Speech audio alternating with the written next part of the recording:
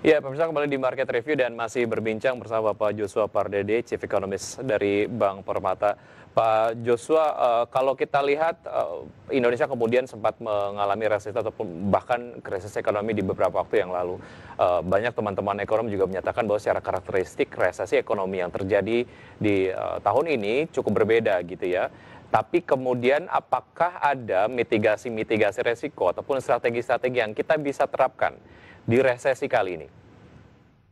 Ya, saya pikir memang karakteristik krisis 2020 ini memang agak berbeda ya dengan yang kita alami pada saat krisis moneter 98, krisis Asia di 98, dan juga krisis keuangan global di 2008-2009 ya.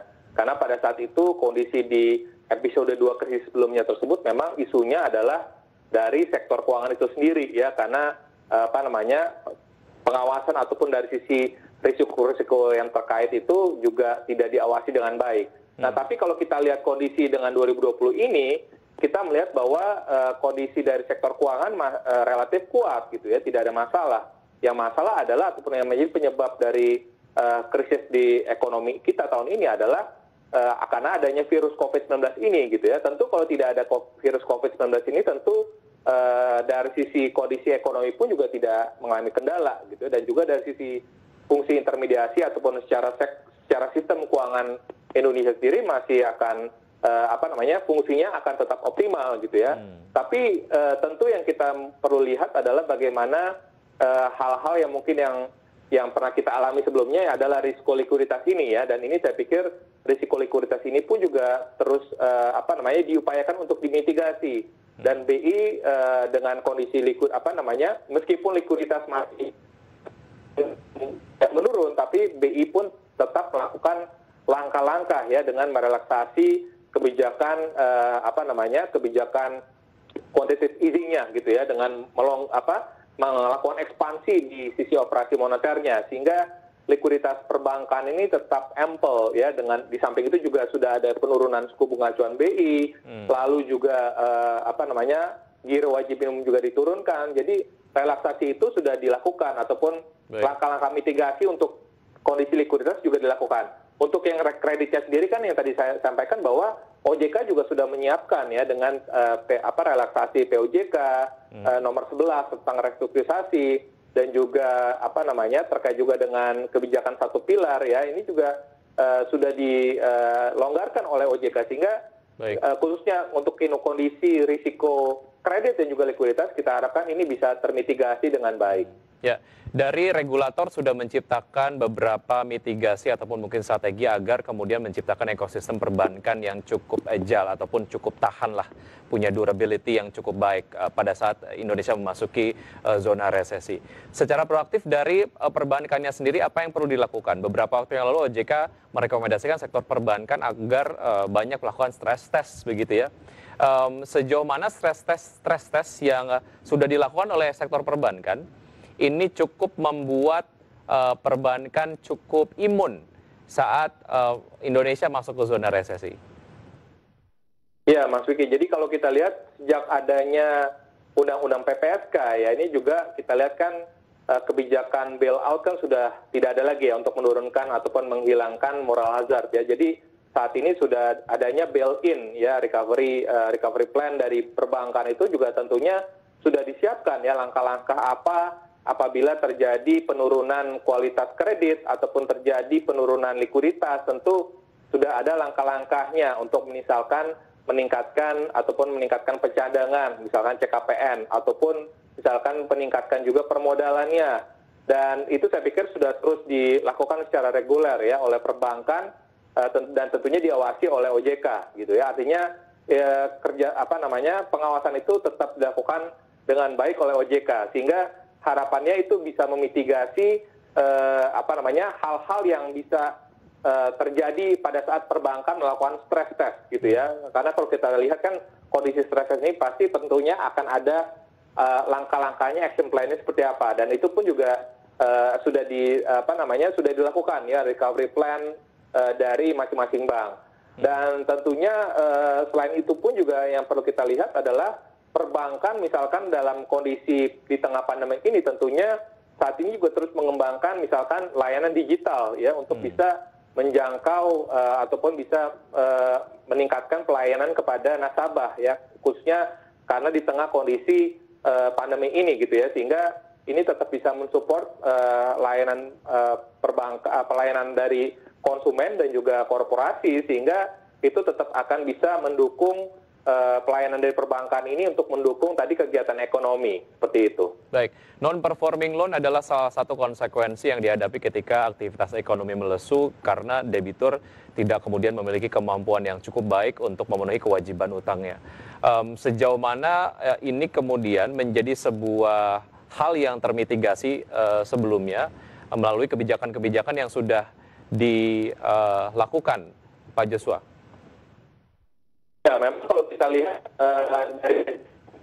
ini kan kalau kita lihat dari awal tahun ya, sebenarnya kan ada regulasi baru terkait dengan PSAK 71, yaitu perbankan perlu melakukan dari sisi pencadangan itu harus lebih disiapkan ya, apalagi sebelum perbankan tersebut menyalurkan kredit. Jadi tentunya risikonya sudah dihitung dari sejak awal sebelum perbankan ini menyalurkan kredit kepada calon debiturnya, gitu ya. Itu salah satu yang sudah dilakukan untuk memitigasi tadi seandainya terjadi ataupun adanya potensi kenaikan risiko kredit ataupun NPL. Dan selain itu pun juga saat ini terkait juga dengan implementasi POJK nomor 11 terkait dengan restrukturisasi kredit, perbankan pun juga perlu proaktif ya, dan saat ini juga pun perbankan juga proaktif untuk berkoordinasi ataupun melakukan komunikasi dengan nasabah apabila memang kondisi nasabah tersebut memang perlu dilakukan restrukturisasi. Saya pikir hal-hal itu pun juga harus dikomunikasikan secara reguler dengan debitur ataupun dengan UMKM ataupun korporasi, sehingga dengan proses restrukturisasi pada kredit dari perbankan tersebut, ini pun juga tentunya akan bisa membatasi kenaikan dari risiko NPL tersebut ya, akibat penurunan aktivitas ekonomi ya dari ekonomi kita, sehingga hal-hal itu saya pikir sudah dilakukan oleh perbankan, dan kita harapkan dan sampai kita lihat sejauh ini meskipun memang trennya meningkat, tapi kita lihat sampai dengan bulan Juli NPL perbankan itu masih di kisaran 3,2%, dan mungkin untuk yang netnya masih di kisaran 1,5% gitu. Artinya risiko kredit perbankan sendiri masih relatif tetap rendah ya, dan tentunya pengawasan ataupun policy yang prinsip kehati-hatian tetap akan terus dilakukan oleh perbankan, sehingga untuk bisa memitigasi risiko-risiko kredit yang berpotensi meningkat ke depannya. Baik, mengenai dana cadangan sendiri, ini kemudian menjadi satu hal yang direkomendasikan untuk dimiliki oleh perbankan ketika memasuki risiko-risiko seperti ataupun kemungkinan NPL kemudian meningkat. Lalu jika ini kemudian terjadi, dampaknya terhadap penyaluran kredit sendiri seperti apa? Sebagaimana kita tahu ketika ekonomi lesu, appetite dunia usaha untuk meminjam dana kepada perbankan juga ini akan terdampak. Regulasi apa yang nampaknya akan membantu sektor perbankan di sisi ini, Pak Joshua? Ya, saya pikir ya kalau kita lihat dengan relaksasi ataupun pelonggaran kebijakan moneter, tentu ini pertama akan bisa menurunkan cost of fund dari perbankan ya, sehingga kita harapkan transmisi dari penurunan suku bunga pun juga akan terus berlanjut ya, dengan kondisi di mana likuiditas tetap ample dan juga ada penurunan dari cost of fund dari perbankan.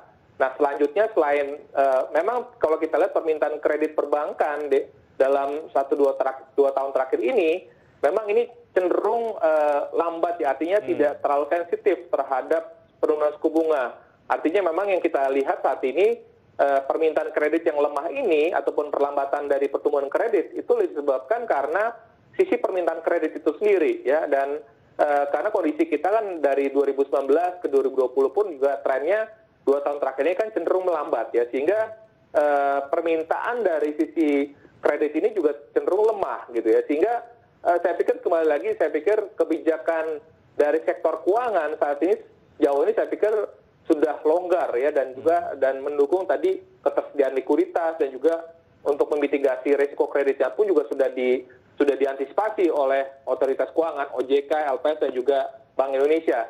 Dan yang terpenting adalah yang saya pikir yang menjadi kebijakan kunci adalah bagaimana pemerintah dari sisi fiskalnya ini bisa terus konsisten gitu ya, bisa memberikan stimulasi kepada sisi permintaan ya, karena kalau kondisi konsumsi masyarakat yang masih belum pulih dan juga dari sisi optimisme dari bisnis pelaku usaha pun juga belum pulih, kami melihat ini belum akan ada transmisinya pada permintaan kredit, sehingga itu yang kita alami saat ini di mana penyaluran kreditnya seret ya, pertumbuhan kredit per Agustus sendiri hanya sekitar 1%-an, LDR perbankan turun, dan yang kita lihat saat ini adalah penyaluran kredit tidak optimal. Yang ada adalah penempatan dana dari perbankan ini ditempatkan di BI instrumen dan juga di surat berharga negara, sehingga memang itu yang kita katakan tadi adalah fungsi intermediasi perbankan ini tidak langsung kepada sektorialnya, sehingga itu yang sebenarnya mengapa tadi concern misalkan dari